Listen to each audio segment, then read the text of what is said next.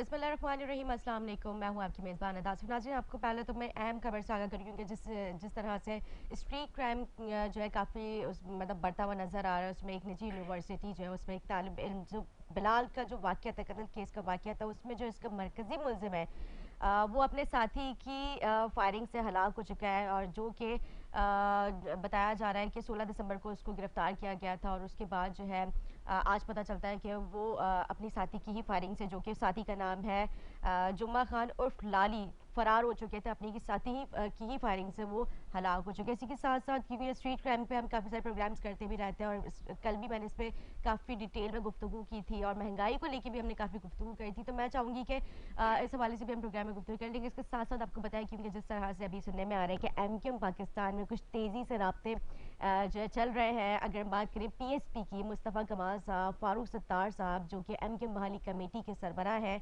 M मतलब फारूक सत्तार साहब वो और खालिद महबूब सिद्दीकी, इन सबके राब्ते काफ़ी तेज़ चल रहे थे। इस वजह से प्रोग्राम में गुफ्तगू करें क्या होने जा रहा है, क्या एमक्यूएम पाकिस्तान आपस में मिलने जा रहे हैं। हमारे साथ मौजूद है स्टूडियो से नबील खान एमक्यूएम पाकिस्तान से, और पीटीआई से हमारे साथ मौजूद है मौला बक्सूम रोसा। खुशामदीद कहूँगी आप लोग की खैरियत से।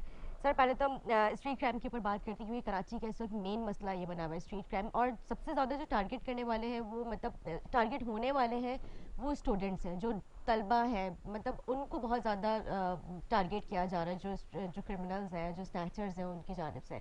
तो आप क्या कहेंगे, ये एक बड़ा अजीब मामला चल रहा है। बिल्कुल। आजकल चौनकम मैं ये बोलूँगा कि आजकल यंगस्टर्स के अलावा, क्योंकि मोबाइल स्नैचिंग बहुत है, इस वजह से उसके अलावा भी हमने देखा है कि बैंक से लोग जब पैसे लेके निकलते हैं तो it's been very tough for Karachiites आखिरी 10 साल में, और आखिरी 3-4 साल में तो इतना ये स्ट्रीट क्राइम्स बढ़ गए हैं कराची में कि मुझे समझ नहीं आता है कि सिंध पुलिस तीन और सौ साल से तो अगर हम देखें तो वो तो बढ़ रहे, लेकिन अभी मैंने देखा ये 2-3 महीने में दो कुछ तीन महीने ज्यादा बहुत ही ज़्यादा, बढ़ते हुए नजर आ रहे हैं। यही हमारा जब कहना से भी। सैलाब वहाँ पे आया सैलाब, और अंदरूनी सिंध से जो कुछ लोग यहाँ पर है, उसके बाद मैंने देखा क्योंकि बेरोजगारी की शरह बहुत ज्यादा। बेरोजगार एब्सोल्युटली इन्फ्लेशन बहुत ज़्यादा है, वो एक है। लेकिन हमें हमारी सिंध पुलिस को चाहिए, रेंजर्स को चाहिए, लॉ इन्फोर्समेंट एजेंसीज को चाहिए कि उसको चेक करें।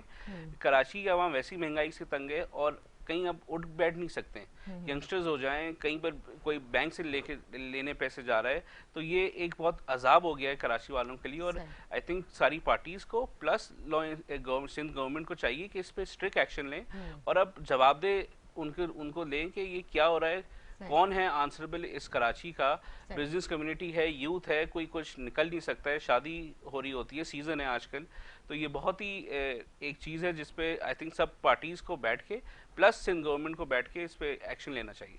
ठीक है जी, मैं मौलाना सुमरो साहब से भी जानने की कोशिश करूंगी क्योंकि उनकी भी काफ़ी गहरी निगाह है कराची के लिए। काफ़ी जो है पीटीआई की जानब से लोगों की मतलब कारकर्दगी रही भी है। तो मैं आपसे जानती हूँ कि स्ट्रीट क्राइम की शरह काफ़ी ज़्यादा बढ़ चुकी है। नौजवान तलबा, स्टूडेंट्स जो होते हैं वो अपने तालीम के सिलसिले में जब यूनिवर्सिटी, कॉलेज या फिर स्कूल के भी कुछ स्टूडेंट्स या फिर रेस्टोरेंट्स में बैठे हुए हैं, जो कि हम देख रहे हैं सोशल मीडिया पे काफ़ी दिनों से एक वीडियो वायरल हो रही है। मतलब बड़ा मतलब भारी किस्म का असला जो उनके पास जो है, मतलब यहाँ पे मैं रिपोर्ट ही नहीं करना चाहूँगी क्योंकि आवाम में जाहिर सी बात है वैसे ही खौफ और रास इतना बढ़ चुका है। उसके बाद जब हम टीवी पे इस तरह की बातें करते हैं तो ज़ाहिर मैं चाहती हूँ कि मतलब दबे अल्फाजों में आप समझदार हैं क्योंकि आपने भी वीडियो देखी होगी। आप क्या कहते हैं इस स्ट्रीट क्राइम के हवाले से?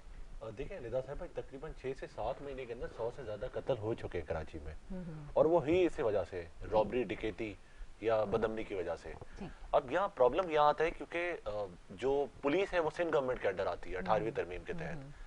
इनका काम है कि जो कराची के मसले मसाइल है, यहाँ के नुमाइंदे, क्योंकि अभी तक तो लोकल बॉडी इलेक्शन हुआ नहीं है, यहाँ के जो नुमाइंदे हैं उनको हर हिसाब से ऑन, क्योंकि उनको पता है उनके हलकों में क्या हो रहा है, और एक कम्युनिकेशन गैप बना हुआ है। यानी कि जो यहाँ के जीते हुए नुमाइंदे और जो पुलिस है और सिंध गवर्नमेंट है, इनके बीच में एक गैप बना है, वो फ्रिक्शन खत्म होना चाहिए। और सेकेंडली, पहले जब रेंजर्स यहाँ पे कराची में मौजूद थी तो मैं समझता हूँ कि रेंजर्स के जो कारकर्दगी थी उससे सब राजी थे, क्योंकि जराइम गिर गया था, खत्म हो गया था। अब मसले है जैसे कि मुल्क की इकोनॉमी श्रिंक की, हम तो जाहिर है हम डिफॉल्ट की तरफ ही जा रहे हैं, ये तो हमें अंडरस्टैंड करना चाहिए कि हम कोई तरक्की की तरफ नहीं जा रहे, हम पीछे की बैकवर्ड होते जा रहे हैं। तो जैसे कि हमारी इकोनॉमी श्रिंक होती जा रही है या क्राइम रेट बढ़ेगा, दुनिया में ऐसा होता है जहां पे इकोनॉमी को जब इफेक्ट पड़ता है और इकोनॉमी डिस्टर्ब होना शुरू हो जाती है, वहां पे क्राइम रेट ऑटोमेटिकली इंक्रीज होता है। लोग जॉबलेस होते हैं, लोगों के पास और कोई काम नहीं होता, रोजगार नहीं होता, मजबूरी किसी की बन जाती है, वो हथियार पकड़ के या इस तरह करके टिकेती चोरी शुरू करना शुरू कर देता है। प्रॉब्लम यहाँ आ रहा है कि जो पुलिस है उनकी कारकर्दगी पे बहुत बड़ा एक क्वेश्चन मार्क है, वो क्या कर रहे हैं। और मैं नहीं समझता कि अभी तक कराची की पुलिस को सिंध गवर्नमेंट ने या फेडरल गवर्नमेंट ने अभी तक अकाउंटेबल ठहराया भी है। अच्छा, अभी तक तो उनसे पूछा भी नहीं गया कि भाई ये क्यों जराइम बढ़ रहे। नहीं सर, मतलब उनसे पूछने में सिंध गवर्नमेंट का तो मतलब चेक एंड बैलेंस है ही, ज़ाहिर है वो तो पूछते हैं, बल्कि उनके जाला सराहना की थी, मतलब उन्होंने प्रेस कॉन्फ्रेंस की है जो इनके हाई ऑफिशियल्स हैं पुलिस डिपार्टमेंट। अगर अकाउंटेबल होते तो उनके शरह नीचे आनी चाहिए, सही बात है। रिपोर्ट का है, कराची की रिपोर्ट में शरह नीचे आनी चाहिए। यानी पुलिस की कारकर्दगी क्या है, पुलिस की तरफ से प्रोसिक्यूटर या क्रिमिनल प्रोसिक्यूटर उनने अभी तक क्या किया है। सीसीटीवी फुटेज पे जो इतने सारे लोग आ गए, उनकी तस्वीरें क्यों बार बार नहीं लगाई जाती सड़कों पे, वांटेड लिख के क्यों नहीं लिखा जाता कि ये कहीं किसी की निशानगी हो तो बताया जाए। तो मैं समझता हूँ जो पुलिस है अपने मेन काम से थोड़ा सा हटके और चक्रों में पड़ गई है। ठीक है, लेकिन सर बहुत सारे तो हमने देखा उसमें पिक्चर्स, मतलब कि उनकी क्लियर फुटेज में जो उनके जो फेस है वो इतना क्लियर नहीं है, तो मतलब फिर वो कैसे उनको मतलब ढूंढ सकते हैं पुलिस के बाद पुलिस हमारी थोड़ी सी आपको बताए इस मामले में पुलिस हमारी बहुत इनकॉम्पिटेंट है। ठीक है, अगर हम पकड़ सकते हैं, सीडीआर है, बहुत चीज है, मतलब और एजेंसी से हेल्प ले सकते हैं आप, और एजेंसी से हेल्प ले सकते हैं, बहुत सारे ऑप्शंस होते हैं। ये ऐसा नहीं हो सकता अकाउंटेबल आपको पुलिस को ही ठहराना है, और पुलिस का ही काम है कि इस रेशियोज को कम करे। सिंध गवर्नमेंट अकाउंटेबल करे, एक्शंस लें, और वही कर सकती है, और आवाम तो नहीं कर सकती ना। आवाम कितने जमघटा करके किसी को फिर मारेगी, वो भी एक इशू बन जाता है, वो भी एक इशू बन जाता है। तो आप ये रेस्टोरेंट की बात कर रही थी कि 3 लोग बैठे हुए रेस्टोरेंट में, 2 लोग आए, और एक नहीं होता कि छोटा असला, एक बड़ा असला लेके, अब उनके साफ चेहरे जाहिर है कि कौन है वो लोग। अब उनको चाहिए, हमारी एजेंसी प्लस पुलिस को चाहिए, वो 48 घंटे के अंदर उस पर एक्शन ले सकते हैं। अगर वो नहीं लेंगे, 2 दिन से ये फुटेज है ये सोशल मीडिया पे डिस्ट्रीब्यूट कर रही है, लेकिन उसके ऊपर अभी तक किसी किस्म की कोई कार्रवाई नहीं की गई है। बिल्कुल नहीं किया गया। कराची है, मतलब कोई और कोई गांव नहीं है, बहुत ही बड़ा शहर है, मुल्क उनके पास होना चाहिए। मतलब समझ नहीं आती है कि कौन देख रहा है। इससे लोगों को भी खौफ हरास पैदा होता है, लोग बैठते नहीं हैं, उससे काउंटर इफेक्ट होता है। लोग बाहर रेस्टोरेंट में नहीं जाते हैं, बैठते हैं, आना जाना बंद हो जाता है शॉपिंग मॉल्स में, तो इस वजह से हर पूरी इकोनॉमी आपकी उसको भी लेके डाउन होती है। काउंटर इफेक्ट आता है हर जगह सबको। बिल्कुल आपकी बात बिल्कुल दुरुस्त है। अगर हम बात करें, क्योंकि जिस तरह से अभी कोरोना वायरस की जो अभी दूसरी वेव आ रही है, मतलब मेरे ख्याल से 4th वेव है, क्योंकि सेकंड आई थी, बस उसके बाद 3rd वेव आई, अब 4th वेव जो आ रही है काफ़ी डेंजरस है। और उसके बाद सिंध गवर्नमेंट ने जो SOPs फॉलो करने के लिए कहा है, इनमें टाइमिंग्स भी दी गई हैं। SOPs का मतलब स्ट्रिक्टली कहा गया है कि आप लोग उसे फॉलो करें। तो इसमें ताजर बरादरी और बाकी जो हमारे बिजनेस कम्युनिटी है वो काफ़ी इसमें डिस्टर्ब नज़र आ रही है, क्योंकि ज़ाहिर बिजनेस उस तरह से है नहीं, बेरोजगारी इतनी बढ़ चुकी है। और उसके बाद जब स्ट्रीट क्राइम हम देखते हैं, तो मैं आपकी बात से नबी साहब मैं बिल्कुल एग्री करूँगी कि लोगों में अब एक खौफ पैदा हो चुका है। वो ना बाजार जा रहे हैं ना, क्योंकि ज़ाहिर है जब बाजार नहीं जाएंगे तो दुकानदार किस तरह से कमाएंगे। तो ये भी एक अलमिया है यहाँ पे, क्योंकि ये चीज़ भी जो है क्राइम से काफ़ी लिंक करती है। अगर ये कंट्रोल में आ जाएगा तो मेरे ख्याल से जो दुकानदार हैं वो फिर भी इस चीज़ पर एग्री करेंगे कि ठीक है हम 9-10 बजे तक हम लोग दुकानें मतलब बंद कर देते हैं। लेकिन अब ज़ाहिर है जब उनके पास कोई कस्टमर ही नहीं आ रहे तो वो क्या करेंगे। एब्सोल्युटली कराची का ट्रेंड है। मैं आपको बताऊं, जिस एरिया में मैं होता हूं उस तरफ, डिफेंस की तरफ, वहाँ पर पुलिस आ जाके बोल सकती है कि हालात ख़राब हैं तो 8 बजे आप बंद कर दें। तो ये कोई ऑप्शन नहीं है। पुलिस का काम है हिफाजत करना लोगों की, उस एरिया को कैटर करना, कमर्शियल एरिया है, कि उनकी टाइमिंग्स बनाए, और अगर कोई डकैती हो रही है कुछ, तो उनका काम है कि चेकिंग करें, हर चीज़ करें। ये बहुत इजी ऑप्शन है कि आप 8 बजे बिजनेस बंद कर दें, 9 बजे बंद कर दें। एक कोई एनर्जी के लिए काम हो वो अलग बात है, वो समझ आती है। रेस्टोरेंट के अलग टाइमिंग होने चाहिए, मार्केट्स के अलग होने चाहिए, जैसे पूरी दुनिया में होते हैं। लेकिन ऐसा नहीं हो सकता कि हालात ख़राब हैं, स्ट्रीट क्राइम बढ़ गए तो उसकी वजह से आप 6 बजे, 8 बजे, 9 बजे, ये जो रीजन दिया जाता है उससे, ये कोविड की वजह से इन्होंने ये रीजन दिया है। मतलब कोविड क्योंकि दोबारा से कोरोना वायरस जो फैल रहा है, तो जी बिल्कुल चाइना उस वहाँ पर आया है, यहाँ पर अगर आता है। और लेकिन आप ये देखिए चाइना ने अगर इनको लॉकडाउन की तरफ लेकर जा रहे हैं तो वो अपनी आवाम को फैसिलिटेट कर रहे हैं, वहाँ पे उनको उस तरह की फैसिलिटीज प्रोवाइड कर रहे हैं। मतलब वहाँ पे बेरोजगारी नहीं बढ़ रही है, वहाँ पे मतलब और मतलब जिस तरह से आवाम यहाँ की फेस करी है चीज़ें, वहाँ पे आवाम नहीं करी है। उनको घर पे उनको ग्रोसरी वगैरह पहुँचाई जा रही है, मतलब प्रॉपर वहाँ पे उनको मतलब एक तरह से रिलीफ दिया गया। लेकिन यहाँ पे उस तरह से आपको पता कोविड के बाद कितनी हमने देखा बेरोजगारी बढ़ गई थी, लोगों ने खुदकुशियाँ करना शुरू कर दी थी, क्योंकि ज़ाहिर है PTI की उस वक्त हुकूमत थी, हमने देखा उनके लिए बहुत काफ़ी टफ टाइम था वो, जो कि आज तक वो एग्जांपल्स देते कि कोविड आ गया तो इसकी वजह से हम लोग थोड़े से कुछ चीजें अच्छी की उन्होंने, तो कोविड में अच्छी ठीक की, है, लॉकडाउन लगाना है वो सब, वो PTI को क्रेडिट जाता है कि उन्होंने अच्छा काम किया था उसमें। बिल्कुल, मैं ही बोल रहा हूँ अगर जी। सिंध गवर्नमेंट चाहती है कि हॉस्पिटल्स में ठीक है। रेशियो ज़्यादा बढ़ा है पेशेंट्स का, तो उसी हिसाब से करे। It's I think it's too early, लेकिन प्रिकॉशंस अगर ले रहे हैं तो बहुत अच्छी बात है। लेकिन आपको कराची का ट्रेंड भी, मार्केट का ट्रेंड रख के हर किसी को ऑन बोर्ड लेना पड़ेगा कि ठीक है। शादी हॉल की एक टाइमिंग्स कर देंगे 11 बजे तक, रेस्टोरेंट्स का 8-9 बजे बंद होना है। कराची के आवाम 8-9 बजे खाना नहीं खाती ना, तो everyone has to know that. तो उसके अलावा 12 बजे चलेगा इनका ऑनलाइन, जो आपको देखिए पता है वो। बिजनेस अफेक्ट होंगे। एक बहुत बड़ी इंडस्ट्री है फूड बिजनेस कराची में, उससे सारे बिजनेसेस डाउन हो जाते हैं। मतलब लाखों लोग उसमें काम कर रहे हैं, वैसे इन्फ्लेशन की वजह से बेरोजगारी है। तो 8-9 बजे एक रियलिटी चेक लें कि 9 बजे 10 बजे तक रेस्टोरेंट्स बंद नहीं हो सकते। हाँ 12 बजे तक हो जाए, 12 इज रेस्टोरेंट्स के लिए सही है। मार्केट्स को चाहिए कि वो सुबह स्टार्ट करें और 8 बजे तक, मैक्सिमम 9 बजे तक मार्केट्स बंद कर दें। शादी हॉल चाहिए, जैसे लाहौर टाइप वहाँ होता है कि 10 बजे तक शादी हॉल हो जाए, वो एक डिपेंड करता है। तो आपको सबको साथ मिलाकर बैठ के और उनकी रियलिटी चेक, ग्राउंड रियलिटीज लेके उस पर डिसीजन लेना पड़ेगा ठीक है जी। सबको। क्या कहेंगे आप? देखिए मेरा तो ये ख्याल है कि जिस तरह लॉकडाउन के लिए पहले तैयारी की गई थी वो पाकिस्तान में एक बेहतरीन तरीके से काम किया गया था। उसी पॉलिसी को उसी तरह से जैसे एनसीओसी था उसको बंद कर दिया गया, वापस उनको स्टार्ट करके इनको नई कोविड जो आ रहा है अभी मेरे ख्याल पहुंच गया। थर्सडे वाले दिन से 26 केसेस उन्हें स्टार्ट हो गए हैं। 24 घंटे के अंदर ही 26 केसेस जो है वो पाकिस्तान में थर्सडे से।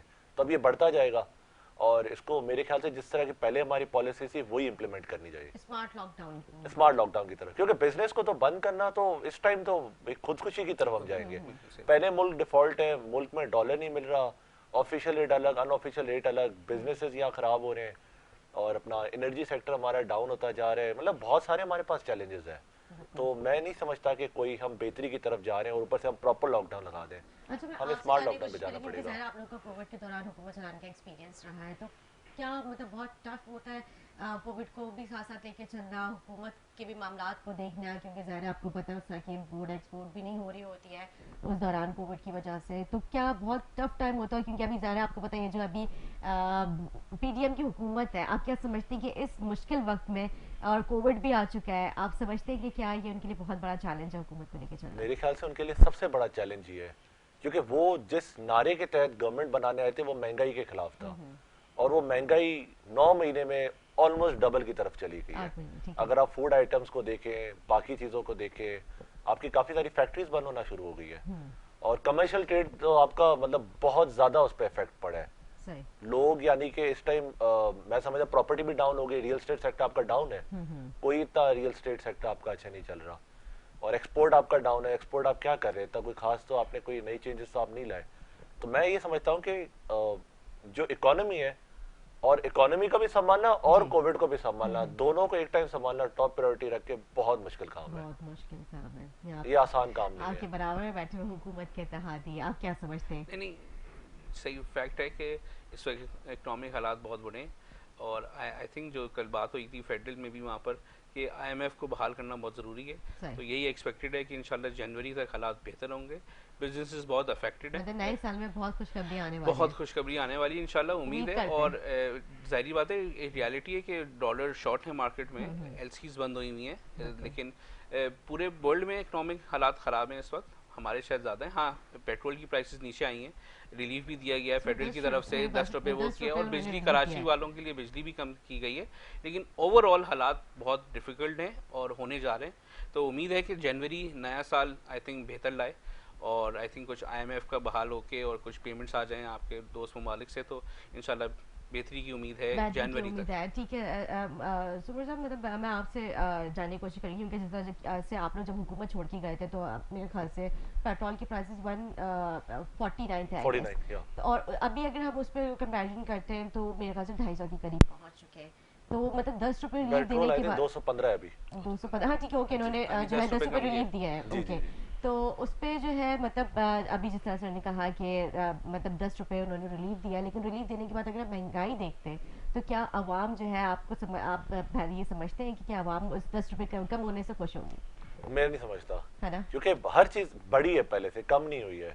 लोगों का रोजगार कम होता गया है, कीमतें बढ़ती गई हैं, टैक्सेस बढ़ते गए हैं और ऊपर से FBI ने और ज्यादा सख्ती करना भी शुरुआत कर दी है। मतलब तो मैं समझता हूँ आवाम रिलीफ की तरफ नहीं, इस टाइम तो मुल्क को बचाने निकले हुए हैं, यानी कि मुल्क खतरे में, उसको बचाना एक टॉप प्रायोरिटी बनी हुई है।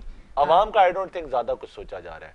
आवाम का ज्यादा सोचा जा रहा है? नहीं सोचा जा रहा है, क्योंकि मुल्क को बचाने का सोचा जा रहा है। बिल्कुल, कहीं हमें फॉरेन एड कहीं से अगर मिले तो हमारा मुल्क थोड़ा सर्वाइवल की तरफ कॉन्फिडेंस आएगा लोगों में, लोग इन्वेस्ट करेंगे। लेकिन सर अगर आईएमएफ को बहाल करते हैं और जिस तरह से उन्होंने कहा कि और ममालिक अगर थोड़ी सी नजरसानी करते हैं पाकिस्तान के ऊपर, और तो क्या ऑप्शन नहीं है ना महंगाई पास बढ़ कोई। जाएगी? ऑब्वियसली बढ़ेगी, है ना, ऑब्वियसली बढ़ेगी। मतलब कम होने की बजाय फिर से आवाम जो महंगाई के बोझ तले दबती जाएगी। देखिए हमारा तो सवाल इस बात पर उठता है ना, जब हमारी गवर्नमेंट हटा दी गई तो जो हमें रिप्लेस करने के लिए गवर्नमेंट आई है पीडीएम की, इनका क्या प्लान था? अगर प्लान था तो वो प्लान क्या था इनका? क्योंकि आज तक, क्योंकि हम तो अब ऑपोजिशन में है, हम यही सवाल करते कि हमें जो गवर्नमेंट नहीं चलने की, रोजाना हमारे पे तनकीद होती थी, यानी कि हम जो कोशिश करते थे कुछ चीजों को कम भी किया जाए, उस चीजों पे भी तनकीद होती थी, मजाक उड़ाया जाता था। आईएमएफ के लिए भी हमारी मजबूरी बनी थी तो हम गए थे, जब बाकी ममालिक किसी ने हमारी मदद नहीं की थी। शौकिया तौर पे हम आईएमएफ से मुलाकात करने या उनसे हेल्प लेने नहीं गए थे। हमारा आईएमएफ के पास जाने का सिर्फ ये मकसद था क्योंकि मुल्क में पैसा ही नहीं था। कोई ऑप्शन बी अगर था तो वो उस पर बात की जा सकती है कि ऑप्शन बी था और ऑप्शन ए क्यों लिया, आईएमएफ की तरफ क्यों गए? कोई ऑप्शन ही नहीं था और मुल्क को खसारा हमने नहीं किया, पहले वाली गवर्नमेंट्स करके गई थी। हमें तो कि ये जो पहले वाली गवर्नमेंट थी उन्होंने मुल्क का खसारा किया। बात है मार्च में 10 रुपए कम करना, जब अब आईएमएफ बहाल हुआ तो उस वक्त वो एक खान साहब ने जो करके गए उसके मुल्क को बहुत नुकसान हुआ। नो डाउट इन्फ्लेशन बहुत ज़्यादा हुई, लेकिन आप अगर स्टैट्स देखें आखिरी 3-4 महीने में 43% पे इन्फ्लेशन गई थी, लेकिन अब इस वक्त 23% पे, अभी भी बहुत ज़्यादा है। पूरे पाकिस्तान में महंगाई बहुत ज़्यादा है, 23% भी बहुत ज़्यादा होती है।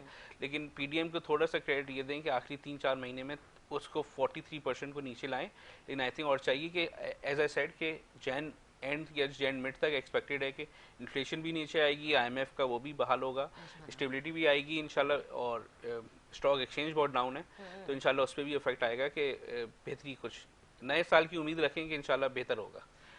बाकी ये बात तो है कि नया साल जो है, क्योंकि जैसे कहा जा रहा है कि ये बहुत अच्छा साबित होने वाला है, क्योंकि मतलब बहुत सारे मैंने प्रोग्राम्स भी किए और देखे भी, तो वो कहते हैं कि नया साल जो है कि नई जो हुकूमत आई है वो पुराना पाकिस्तान आ चुका है, नया पाकिस्तान नहीं है इसमें, इसलिए कुछ बेहतर होने जा रहा है। तो सर आप लोग महंगाई के खिलाफ मार्च करने के लिए जो है सड़कों पे निकल चुके हैं, पूरे मुल्क में, पूरे पाकिस्तान में जो है महंगाई मार्च स्टार्ट हो चुकी है तहरीक-ए-इंसाफ की जानिब से। तो आप क्या समझते हैं ये हुकूमत, आप लोग महंगाई के खिलाफ, क्योंकि ये हुकूमत आप लोग हुकूमत के अगेंस्ट खड़े हुए, तो ये हुकूमत गिरा के आप लोग जाएंगे या फिर जो है इस हुकूमत के आगे आप लोग भी अपने घुटने टेक देंगे? नहीं देखिए, बात ये कि हम तो पार्लियामेंट में जा ही नहीं रहे, हम हुकूमत से बात करने के लिए तैयार नहीं है। हमारी तो डिमांड ही एक थी कि हम चाहते कि फिर से इलेक्शन करा दिया जाए, और ये वही डिमांड थी हमारी जो पिछले, यानी कि हमारी हुकूमत के जाने से 3.5 साल पहले बाकी सारी जमातें कह रही थी कि 18 का इलेक्शन सही नहीं हुआ, फिर से इलेक्शन करा दिया जाए। तो हमने भी एक आगे ठीक है आप इलेक्शन फिर से करें, अभी भी हमारी ये डिमांड है। पर बात ये आती है कि जो पार्टियां गवर्नमेंट बना चुकी है वो कहती है कि नहीं अपना टेन्योर हम पूरा करेंगे, फिर ही इलेक्शन होगा, इलेक्शन टाइम पे होगा। और अगर अभी हम मुल्क के हालात को देखते हैं तो मेरे ख्याल से अभी इलेक्शन इस टाइम पे होना बहुत मुश्किल है, क्योंकि आपको पता है अच्छे खासे अखराजात हैं इसके लिए इलेक्शन कराने के लिए, तो इतना जल्दी इतना आसान नहीं है इलेक्शन कराना। देखिए फिर बात यहाँ आ जाती है कि क्या यहाँ की आवाम का कॉन्फिडेंस है इस गवर्नमेंट में? यानी कि आपने आवाम की ताकत तो फिर खत्म कर दी ना, जो पावर में आ गए उनकी सिर्फ सुनी जा रही है। यानी कि अभी जब बाई इलेक्शंस हुए थे, 9 बाई इलेक्शन जहाँ से इमरान खान साहब खुद लड़े थे, तो जो एक था मलिर वाला, वो तो आज तक हम कहते हैं कंट्रोवर्शियल इलेक्शन था, वो तो कहते बाकी तो इलेक्शन करा ले। हाँ, हम तो कह रहे हैं कि करा लें आप फिर से, वो भी कहते हैं हाँ, इलेक्शन करा ले, हमें कोई प्रॉब्लम नहीं है कि मतलब सब ये बात करें। देखिए हम कैसे इलेक्शन कराएंगे, हम तो ये कहेंगे आप रिजाइन करें तो इलेक्शन होगा ना, बात से नहीं होता ना, आपको रिजाइन करना है फिर, अगर आप वाकई बाई इलेक्शन कराना चाहते हैं, हम तो तैयार है लड़ने के लिए। ठीक है, तो मतलब आपको लगता है क्योंकि इलेक्शंस जो है ना वो एक्सपोज करता है चीजों को, इलेक्शन बताता है कि अवाम वाकई चाह क्या रही है।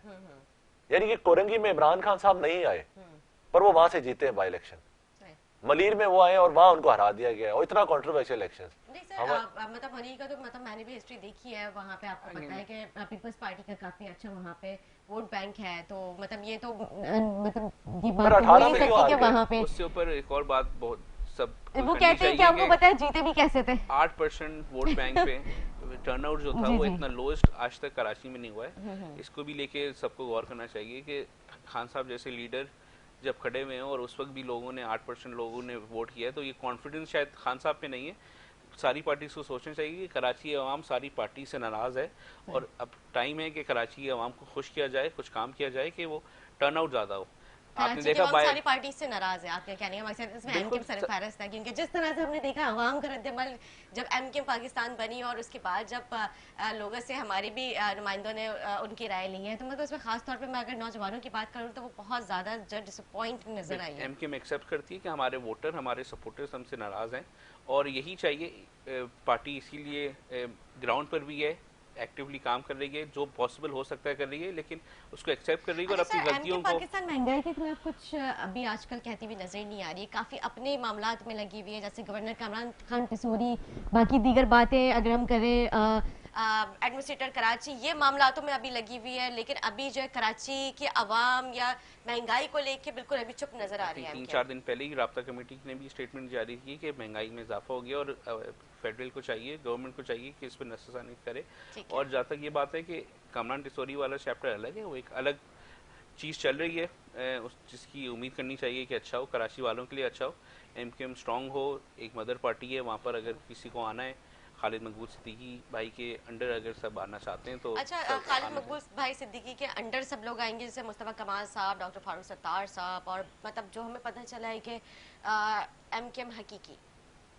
अच्छा, ऐसी कोई बात नहीं है, मुझे नहीं पता कौन कौन है, लेकिन MKM is a mother party, ये सब एमकेएम के हैं। अगर कोई एमकेएम स्ट्रांग होने जा रही है, खालिद भाई के अंडर होने जा रही है, तो आई थिंक सबको इसकी अच्छी उम्मीद करनी चाहिए और इंशाल्लाह बेहतरी होगी उसके लिए। ठीक है, मतलब खालिद भाई जो है इन सब को लीड करेंगे। इस वक्त मुस्तफा कमाल कन्वीनियर खालिद भाई है और एमकेएम पाकिस्तानी है, पतंग का निशान जहाँ पर है वही एमकेएम है, महाजरों की पार्टी वही है, मदर पार्टी इसी को कहते हैं। सब यहाँ से गए हुए थे, सबके लिए दरवाजे खुले हुए। खालिद भाई लीडर हैं इस वक्त, उसके कन्वीनर हैं, तो जो भी आएगा इंशाल्लाह एमकेएम के ऑर्गेनाइजेशनल स्ट्रक्चर के तहत। अच्छा, और मतलब खालिद अब भाई पीएसपी खत्म होने वाली है, फारूक सत्तार साहब की जो एमके बहाली कमेटी है वो खत्म होने वाली है, सिर्फ एक सैंबल होगा, एक निशान होगा जो पतंग का होगा, उसके ही जो है तहत सब लोग इलेक्शन लड़ेंगे। नया साल आ गया, आई थिंक कल तक है, तो इंशाल्लाह देखें 2-3 दिन में शायद नए साल में खुशखबरी आ जाए।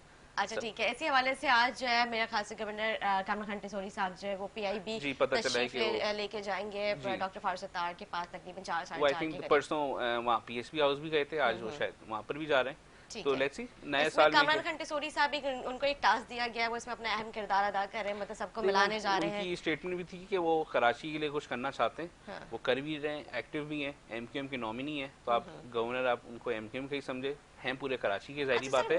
तो अगर वो कुछ बेहतरी करना चाह रहे हैं, दोस्त है कि वो एमकेएम के गवर्नर हैं, लेकिन जब एमकेएम वो स्टार्टिंग में जब एमकेएम आए थे तो एमकेएम मतलब जो कहा जा रहा था, क्योंकि हमने स्टेटमेंट सुने थे जिसमें आपकी काफी जो अच्छी लीडरशिप है, उनके बयान थे कि कामरान खान टिसोरी साहब को जब पोजीशन दी जा रही थी तो इख्तलाफात वहां से पैदा हुए थे। अब जो है वो अपना इसमें एक अहम किरदार अदा कर रहे हैं, मतलब उनके ऊपर इतना ट्रस्ट उनका बहाल हो चुके हैं। बिल्कुल, वो सस्पेंडेड थे, एक वक्त में सस्पेंडेड थे, 6 महीने की सस्पेंशन थी, उसके बाद वो 6 महीने गजर गए थे। वो जिस पोजीशन पे सस्पेंड हुए थे उसी पोजीशन पे वो वापस आए। उसके बाद राब्ता कमेटी ने उनका नाम सजेस्ट किया है, कन्वीनर साहब ने, और वो नॉमिनेट हो गए।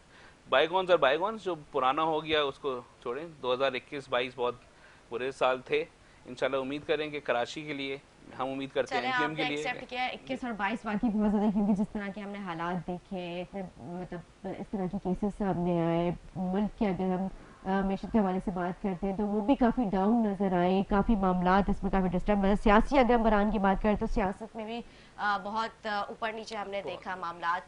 तो नया साल जो है वो नए खुशियों के साथ, अच्छे मामलात के साथ आए। सर, आप क्या समझते हैं, एमकेएम के हवाले से भी हमने काफ़ी डिटेल में गुफ्तगू की, एमकेएम क्योंकि ज़ाहिर है आपकी भी इत्तेहाद आपके साथ भी उन्होंने किया था, आप क्या समझते हैं, इत्तेहादी रह चुके हैं?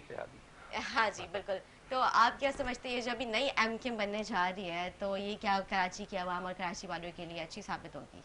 देखिए निदा साहब, थोड़ा सा मुझे बैकग्राउंड में जाना पड़ेगा। ठीक है, सही है। जब हमारी पीटीआई की गवर्नमेंट गिरी तो उस वक्त भी हमें यही आसरे मिले थे जो बाकी पार्टीज थे कि हम आपके साथ हैं, उनमें भी 2 दड़े बन चुके किसने दिए थे आपको? यानी कि एक एमकेएम का ग्रुप था जो कह रहा था हम आपके साथ है, एक कह रहा था कि हम आपको छोड़ने जा रहे हैं। मतलब इसमें कौन कौन थे? इसमें खालिद मकबूल साहब थे जो फ्रंट पे ज्यादा आए थे। ठीक है। दूसरा मैं समझता हूँ और भी काफी ग्रुप था जो बिहाइंड द स्क्रीन कहते थे हमारे पे प्रेशर है और हमारी जो पार्टी मतलब एमकेएम के ही लोग थे जो जी, क्योंकि एमकेएम के पहले दिन से जो सबसे बड़ी डिमांड थी वो ये थी कि कराची पूरा हमारे हवाले कर दें। मसलन क्या क्या पोजीशंस चाहिए थी कराची की? यानी कि कराची की पूरी सियासत, यानी कि अगर सीएम भी उनका आना चाहिए, हाँ, गवर्नर यानी भी कि उनका हो, पीटीआई मतलब जो एडमिनिस्ट्रेटर है वो भी उनका, जो कि अभी सब उनकी उनके आने डिमांड्स पूरी चाहिए। हो हाँ, चुकी हैं। और जो फंड कराची में तरक्याती काम होगा, जो कि बड़ी देर से कोशिश की गई थी पीटीआई की तरफ से कि हम कराची में कुछ काम करके दिखाएं, पीटीआई के एमएनए एमपीएस को ऑन बोर्ड रख के उसमें एमक्यूएम को भी लिया गया, पर एमक्यूएम की तरफ से हमेशा ये डिमांड होती नहीं, कराची अब हमारे वाले कर दें, हम वफाक में आपके साथ हैं। जब थोड़ा सा इस चीज से एमक्यूएम नाराज होती थी, फिर हमकी धमकी दी जाती थी कि हम गवर्नमेंट से नाराज हैं, हम छोड़ देंगे। अच्छा, तो अब भी जो गवर्नमेंट बनी है पीडीएम की, वो एक सबके स्ट्रेटेजिक इंटरेस्ट के तहत बनी है। पीपल्स पार्टी का इंटरेस्ट है इंटीरियर सिंध, नून का इंटरेस्ट है पंजाब, जो एमकेएम है उसका इंटरेस्ट है कराची, वो चाहते हैं कराची सारा हमारे हवाले हो। उसके लिए मैं समझता हूँ कि एमकेएम को इतना दीवार की तरफ लगाया गया है पीडीएम की तरफ से कि एमकेएम की अब ये जिद है कि अगर हमारी डिमांड्स, जो ने बहुत सारी डिमांड्स रखी है, हमारी डिमांड्स पूरी नहीं होती, चल रही है पावर पॉलिटिक्स। खुल के जानना चाहती हूँ क्या क्या डिमांड्स थी, मतलब क्या क्या इनको पोजीशंस चाहिए थी, मैं जानना चाहती हूँ। देखिए ये तो मीडिया में आ चुकी, सारी बातें खुलेआम आ चुकी हैं कि सिंध गवर्नमेंट से एमकेएम क्या क्या चाहती थी। एमकेएम सिंध गवर्नमेंट का भी इत्यादी बनने के लिए तैयार है, मिनिस्ट्रीज लेने के लिए तैयार है, कराची का एडमिनिस्ट्रेटर अपना लाना चाहती है, लोकल बॉडीज अपना जीतना चाहती है। पीपल्स पार्टी की तरफ से उनका ये डिमांड है कि हमें कराची में एम्पावर किया जाए, हम पीटीआई से मुकाबला करेंगे। अच्छा, क्योंकि जब भी बाई इलेक्शंस हुए हैं तो बाई इलेक्शन में एमकेएम एक सिंगल आइडेंटिटी बन के नहीं लड़ी इलेक्शन, वो पीडीएम का हिस्सा बन के लड़ी है और उनको नुकसान हुआ है। अब एमकेएम चाहती है कि जो पहले वाला कराची 2018 से पहले वाला कराची था, पूरा एमकेएम के हवाले था, जिसमें देखिए एमकेएम दो चीजें, अगर पॉलिटिकल एमकेएम का विंग है, we are totally fine with that, किसी को कोई एतराज नहीं है, सरगर्म होना चाहिए। जो इनका अस्करी विंग था, मिलिटेंट विंग था, उसके खिलाफ बात की जाती थी। एमकेएम एजुकेटेड लोग हैं, बिजनेस कम्युनिटी है, एमकेएम का वोट बैंक है कराची में, ये बिल्कुल कहना गलत है कि एमकेएम कुछ भी नहीं है। एमकेएम का वोट बैंक है, जाहिर है रनर अप या थर्ड पोजीशन में एमकेएम आई है 2018 में।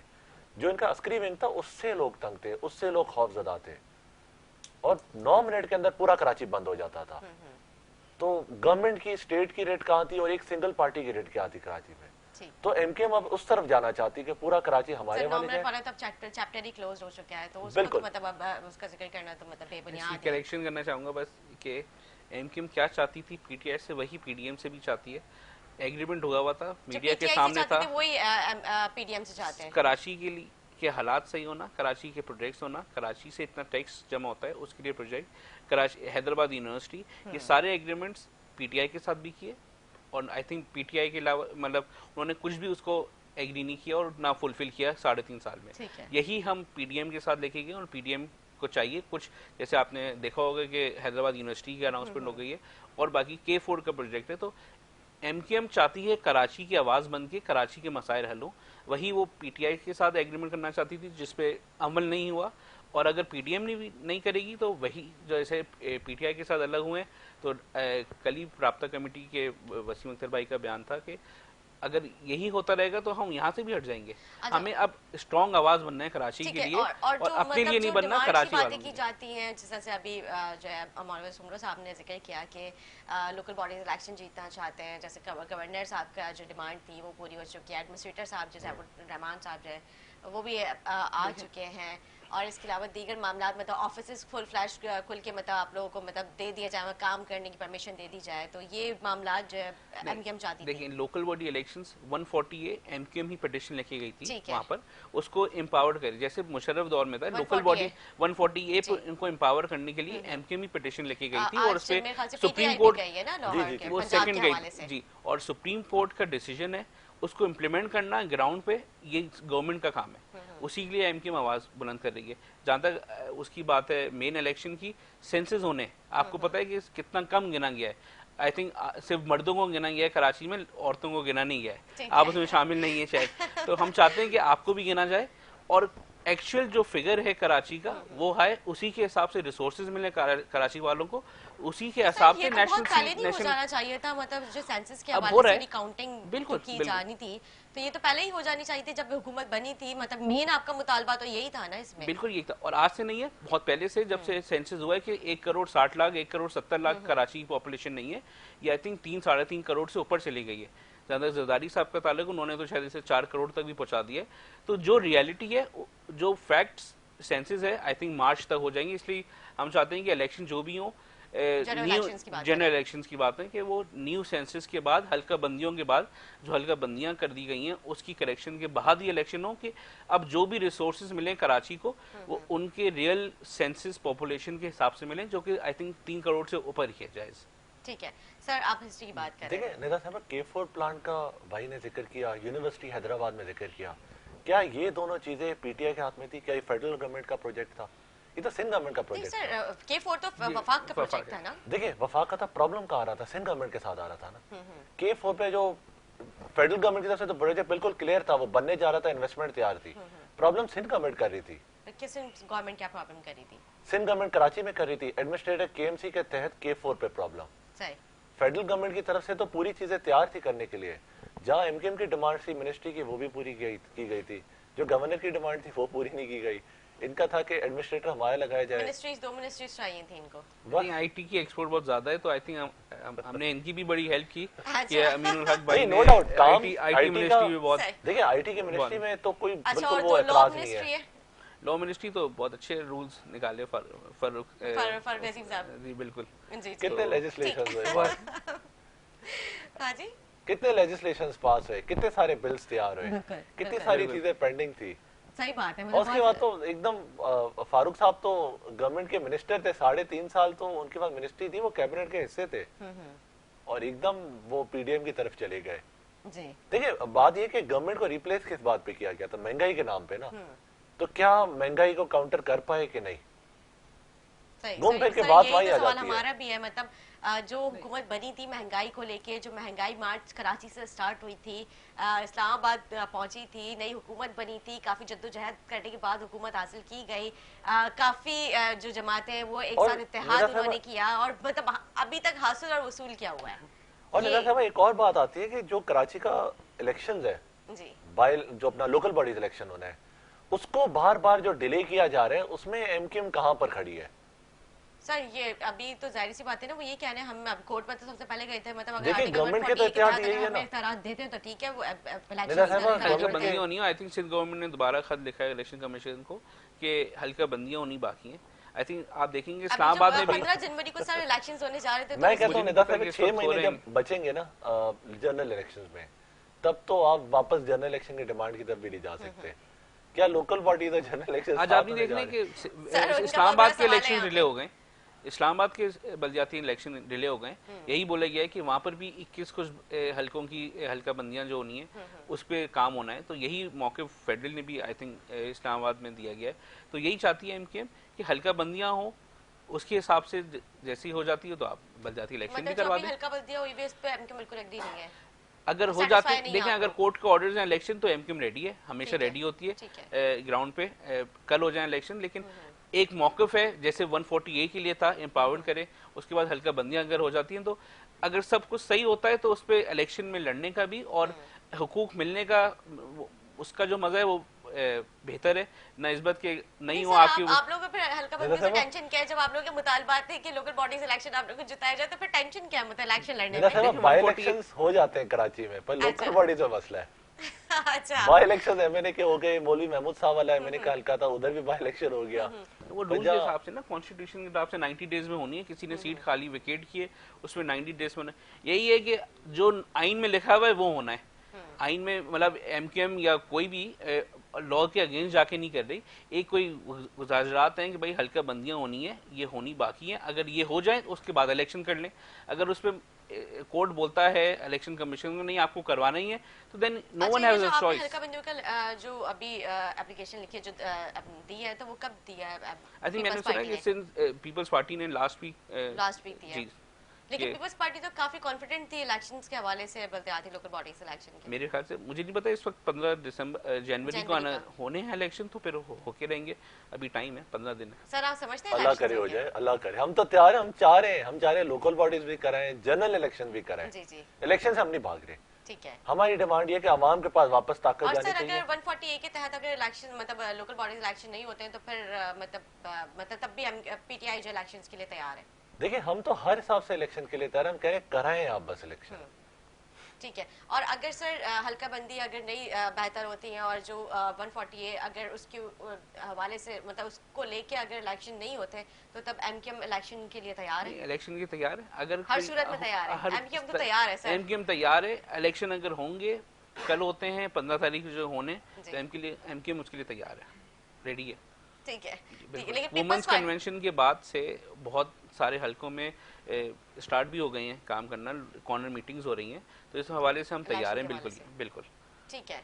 सर एमकेएम जो है इसको लेके मतलब इलेक्शंस को लेके काफ़ी कॉन्फिडेंट है, वो कहते हैं कि हर सूरत में हम लड़ने के लिए तैयार हैं। लेकिन अभी जो बात आ रही है वो सिर्फ हल्का बंदियों की आ रही है, जो कि पीपल्स पार्टी जो इलेक्शन कमीशन को उन्होंने ख़त लिख दिया है, तो क्योंकि ज़ाहिर अभी हुकूमत का हिस्सा भी है, काफ़ी मामला है जो अभी आपस में चल रहे हैं, तो आगे समझते हैं ये भी एक एमकेएम का उनके साथ कोई अंडरस्टैंडिंग है या फिर ये पीपल्स पार्टी के साथ अंडरस्टैंडिंग है। एमकेएम के पास पीपल्स पार्टी पीडीएम की गवर्नमेंट आ गई, वो अपनी जो बातें उन्हें रखी हुई बस मनवाने के एक तरीका है। पर बात यहाँ उठती है कि जनरल इलेक्शंस के भाग रहे हैं आप लोग, आप जनरल इलेक्शंस क्यों नहीं करा लेते? बाय इलेक्शंस भी हो जाते हैं, लोकल बॉडीज की भी डिमांड रखी जा रही है। इमरान खान का बार बार कहने मैंने नहीं आना, अच्छा बगैर अपोजिशन के गवर्नमेंट चल रही है पार्लियामेंट में, अपोजिशन तो हम बाहर कर रहे हैं क्योंकि हम नहीं समझते कि पार्लियामेंट में कुछ होने जाना है, कोई लेजिस्लेशन नहीं होना, कोई बिल पेश नहीं होना, गवर्नमेंट ने वही अपनी मनमानी करनी है। तो सर आप लोग जाए ना असेंबलीज में, जाए क्यों नहीं जा रहे हैं? हम तो जा रहे हैं, हम तो इस्तीफे देने के लिए भी गए हैं, स्पीकर साहब से मीटिंग भी हुई हुई है, हम तो तैयार है। पीटीआई देखिए बात यही है ना कि वो अपनी एक वो अच्छा उनने भी स्पीकर ने भी पॉलिटिक्स करना शुरू कर दिया है। ये भी कभी ऐसे मुल्क में दिया कि स्पीकर भी पॉलिटिक्स करे। स्पीकर का तो काम है न्यूट्रल रहना, वो एक सेरेमोनियल टाइप पोस्ट है, other than running the parliamentary affairs. उनका काम है कि पूरी पार्टी को राजी करके असेंबली में ले आए, और speaker has failed to do that. अच्छा दूसरा, स्पीकर साहब भी बड़े सिलेक्टिव चल रहे हैं कि पहले 3 के एक्सेप्ट करूंगा फिर 9 के करूंगा। अब 9 के क्यों किए एक्सेप्ट, बाकियों के क्यों नहीं किया आपने रेजिग्नेशन एक्सेप्ट? सिलेक्टिव है ना, स्पीकरशिप तो इस तरह नहीं चलती। आप जब सारे रिजाइन दे रहे आप करें एक्सेप्ट। ठीक है, आप किस वजह से रोक रहे हैं उनको? ठीक है सर, अभी मतलब स्पीकर साहब के हवाले से भी बात करते हैं, लेकिन इससे पहले अभी जो मौलाना सुमरा साहब ने कहा कि मतलब बाय इलेक्शंस जनरल इलेक्शंस और लोकल बॉडीज इलेक्शन के साथ में कराने की तैयारी है आप लोग? बिल्कुल नहीं, किसी के कहने पे, किसी की ख्वाहिश पे तो इलेक्शन होते नहीं। एक आइन में है, पार्लियामेंट को पूरे अपनी टर्म करनी है, अगस्त 2023 में टर्म पूरी होगी तो इंशाल्लाह इलेक्शन हो जाएंगे। ठीक है, अगस्त में? जी, पूरी गवर्नमेंट की पीडीएम की यही है, और ऑफिशियल ये है कि अगस्त तक टर्म है, उसके बाद 3 महीने के टाइम होता है केयर टेकर गवर्नमेंट का। इंशाल्लाह अक्टूबर तक इलेक्शन हो जाएंगे। किसी की ख्वाहिश में अक्टूबर में इलेक्शन करना, दिसंबर में करना, जनवरी, तो ऐसा हो नहीं सकता। ठीक है, अच्छा स्पीकर साहब के हवाले से क्या कहेंगे? आई थिंक स्पीकर साहब से अलग मिलना, उनसे जाके टाइम लेके मिलना, और असेंबली जाएं, वहाँ पर सारे मौजूद हों, एक एक करके जाएं स्पीकर के फ्लोर पे, और वहाँ पर जाके रेजिग्नेशन दें। आई थिंक वो स्पीकर साहब एक्सेप्ट भी करेंगे। आपने अभी देखा कि बाय इलेक्शन जो हुए थे, जिनकी बात करें खान साहब, वो उन्हीं सीट्स पे हुए थे ना जो रेजिग्नेशन। असेंबली के फ्लोर पे जाएं, वहाँ पर स्पीकर के पास जाएं, और वहाँ पर एक एक करके आई थिंक रेजिग्नेशन दे दें तो एक्सेप्ट हो भी जाएंगे। अलग एक ग्रुप एक्सेप्ट ही नहीं कर रहे क्या? 9 जो थे वो एक एक करके गए थे। देखिए जो अभी एक डेलीगेशन स्पीकर साहब से मिला है, उनको यही बोला गया है कि आप असेंबली में आए और वहां पर आके दें। आई थिंक कोई 10 का ग्रुप गया था मिलने। ऐसे तो इलेक्शन की हम 10 हैं, ये ले लें रेजिग्नेशन, वो 10 अगले दिन आएंगे। असेंबली का फ्लोर है, एक आइन है, पार्लियामेंट है, वहां पर जाएं, उसकी सीट है, वहां पर जाके आप दें तो इंशाल्लाह एक्सेप्ट भी हो जाएंगे, और वहाँ पर फिर बाय इलेक्शन भी हो जाएंगे। मतलब उनका कहने का मकसद है कि आप लोग सब लोग मुत्तहद होकर जाएं, एक साथ आप लोग जाएं और वहाँ पे जाके अपने इस्तीफे एक साथ जमा कराएं ताकि स्पीकर साहब एक्सेप्ट करें। इनकी ये ख्वाहिश पूरी हो जाएगी इंशाल्लाह। अच्छा, इंशाल्लाह। तो सर अगर ये इनके मतलब ये हो जाता है फिर बाय इलेक्शन इंशाल्लाह उसी सीट पे जितने रेजिग्नेशन आएंगे उस पे बाय इलेक्शन। अच्छा, उन पे भी बाय इलेक्शन होना है, जनरल इलेक्शन नहीं होना। एज पर आइन चलना है ना। अगेन मुल्क को आइन के हिसाब से चलना है। एक कोई सीट खाली होगी तो 90 डेज के अंदर आइन में लिखा हुआ है कि इलेक्शन कमीशन को उस पर इलेक्शन करवाना है। अब वो 200 सीटें हों या 20 सीटें हों, उस पर इलेक्शन होना है। ठीक है सर, क्योंकि प्रोग्राम का टाइम हमारे बहुत शॉर्ट है, जाते जाते क्योंकि ज़ाहिर अभी नया साल जो है कल से स्टार्ट होने जा रहा है, तो क्या मैसेज देना चाहेंगे हमारे नाज़रीन को? बस उम्मीद है सब दुआ करें कि पाकिस्तान के लिए बेहतरी हो, इकनॉमिक हालात बेहतर हों, कराची के अवाम के लिए बहुत जो एक माहौल बना हुआ है वो बेहतरी आए उसमें। दहशत गर्दी जो क्वेटा में हुई है उसमें आर्मी जो हमारी लड़ रही है, आई थिंक बहुत बेहतरी आए उसमें, और मुल्क के लिए बेहतर हो। आई थिंक 2021 और 22 बहुत बुरे साल थे, सबके लिए थे। तो होपफुली उम्मीद है कि 2023 शायद नया साल लेके आए, नई इलेक्शन लेके आएगा इंशाल्लाह, बलदियाती भी और जनरल भी, और मुल्क के लिए महंगाई जो है उसकी शरह बहुत कम हो, कि रिलीफ मिले, लोगों को जॉब मिले, यही है बस। ठीक है जी। मौलाना सुमरो साहब, आप क्या कहेंगे, स्पेशली क्योंकि कल न्यू ईयर है, आपको पता है हमारे नौजवान काफ़ी एक्साइटेड होते हैं न्यू ईयर मनाने के लिए, तो उनके लिए भी मैं चाहूँगी, मैं फिर आपका भी मैसेज में रिकॉर्ड करवाना चाहूँगी, तो क्या कहेंगे आप उन सबके लिए? देखिए, खासकर तो मैं पैगाम ही नौजवानों को दूंगा, ठीक है, क्योंकि उनका ये मुल्क है, उन्हें रहना है इसमें, उन्हें आगे की नस्ल का भी सोचना है, अपनी जिंदगी का भी सोचना है, इस मुल्क को किस तरफ लेके जा रहे हैं हम। नौजवान का क्या रोल है, क्या नौजवान पॉलिटिकली एक्टिव है, या नौजवान घर बैठे और अपने बाकी के मामला संभाल रहे हैं? क्योंकि जो वोट है उसकी बाकायदा एक ताकत है, उसकी एक अहमियत है। जब इलेक्शंस होते हैं आप लोगों ने रोल प्ले करना है, आप लोगों ने फ्रंट पे आना है, आप लोगों ने बाकायदा वोट देना। ये नहीं होना चाहिए कि 40% टर्न आउट है, 50% टर्न आउट है। आपका एक नौजवान का किरदार होना चाहिए इलेक्शन में, क्योंकि मुल्क के मामला में जो लोग जब तक न्यूट्रल बैठे या आइडल बैठे हुए, तो मैं नहीं समझता कि मुल्क बेहतरी की तरफ जा रहा है। जिसके जो डोमेन है उसको वो काम करना चाहिए, क्योंकि मुल्क इस टाइम खतरे में। आप ये नहीं कह सकते कि वो 3.5 साल जो पीटीआई के थे उसमें सारा मुल्क जो है दिवालिया बन गया, नहीं कह सकते आप। ठीक है, क्योंकि पीटीआई जिस मकसद के लिए आई थी, या पीटीआई को जिस मकसद के लिए वोट दिया गया था, वो मकसद पूरा करने के लिए पीटीआई को भी 2/3 मेजोरिटी चाहिए। बगैर 2/3 मेजोरिटी के या बगैर हमारे पास पूरे इख्तियारात हो हम काम नहीं कर सकते। ठीक है जी, हमें इख्तियारात पूरे मिलेंगे, हम काम कर सकते हैं। ठीक है जी। मैं बहुत शुक्रिया अदा करूंगी मौलाना सुमर साहब, आपने अपना टाइम दिया। नबील साहब, नौजवानों के लिए स्पेशली न्यू ईयर कल ज़ाहिर नाइट, मतलब आपको पता है नौजवान कितने ज़्यादा वो शौकीन होते हैं सेलिब्रेशन और इन सारी चीज़ों के लिए, तो क्या कहेंगे, क्योंकि पुलिस की जानिब से भी मैसेजेस जो है मतलब दिए गए हैं कि हवाई फायरिंग और दीगर चीज़ों से आप थोड़ा सा गुरेज करें, तो आप क्या कहेंगे? शॉर्ट मैसेज रिकॉर्ड करवा रहे हैं। मैं बिल्कुल यही कहना चाहूँगा कि एंजॉय करें, 31st है आज, अपने दोस्तों के साथ मिल बैठे हैं, एंजॉयमेंट करें, और उन लोगों से जिनके पास असला है प्लीज़ इसको नहीं निकालें, और एरियल फायरिंग से परहेज़ करें। नुकसान 31 की रात को किसी और के घर में हो जाएगा, आप तो शायद 2-3 बुलेट्स करके अपनी खुशी मना लें, तो प्लीज़ एरियल फायरिंग से इज्तनाब करें और एंजॉय करें, और दुआ करें कि 2023 मुल्क के लिए बहुत अच्छा हो। बिल्कुल, बहुत शुक्रिया नबी साहब, आपने अपना टाइम दिया। उम्मीद करती हूँ नाज़रीन को हमारा प्रोग्राम अच्छा लगा। जाते जाते मैं भी ये कहूँगी, क्योंकि आज न्यू ईयर नाइट है, तो जितने भी हमारे नौजवान सेलिब्रेशन वगैरह करना चाह रहे करें, नए साल की खुशी मनाएं, लेकिन उसको अच्छे तरीके से मनाएं। मतलब जिस तरह से अभी नबील साहब ने कहा, अभी मौलाना सुमरो साहब ने कहा, और बाकी जो हमारे पुलिस के जो है ऑफिसर्स हैं उनकी जानिब से जो मैसेजेस मतलब दिए जा रहे हैं, पैगाम दिए जा रहे हैं कि हवाई फायरिंग और दीगर चीज़ों से आप लोग थोड़ा सा गुरेज करें, क्योंकि आपकी एक गलती किसी की जान भी ले सकती है। तो प्लीज़ इन सारी चीज़ों से गुरेज करें। इसी के साथ अपनी मेज़बान निदा सकते इजाज़त, मुझे, मेरे मेहमानों को, मेरी पूरी टीम को दुआ में याद रखें। फीडबैक देना ना भूलें। अल्लाह हाफ़िज़।